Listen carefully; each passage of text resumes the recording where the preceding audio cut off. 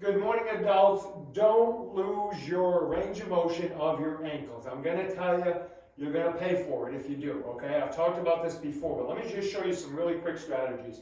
So I have a slant board that was actually made for me by a father of an athlete I trained many years ago. He made several of them for me. It's just a small degree slant board, but it's perfect for a lot of the exercises we do, especially these mobility. So the first one we do is we always put half the foot on, okay? So I got half my foot on the ground and half on, so that actually helps me to mobilize a little bit of the middle of the foot, and all those bony structures get to move a little bit, okay? So all I'm going to do is when I get on it, if you notice, my knee's going to drive forward in the dorsiflexion, but because my toe is higher than my heel, I'm really increasing that range of motion quite a bit. Now, I can simply take my back foot, step over, and then come back. But when I step over, I bend my knee. So I'm not straight on this back leg like this.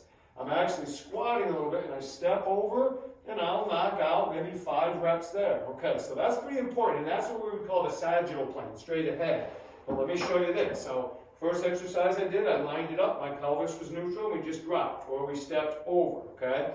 Now what I'm going to do is I'm actually going to turn my foot so it's facing like at between 10 and 11 o'clock, okay? And now what I'm going to do is now my foot is, part of my foot is more on it and part of it's more off it because I'm on an angle. So now I'm going to do my squatting, and this is causing what we call pronation. My foot is, so my arch is flattening more, and that's giving almost like a ringing effect in the foot, and it's causing my ankle to roll internally. And that's a good thing. That's giving me some range of motion, and I just have to learn to control it, but I don't want to lose that, right? So then we take our foot, so this is 12 o'clock, now I'm going to move it over kind of between 1 and 2 o'clock, and I'm going to do the same thing. Now my foot is ringing, but it's like ringing the other way.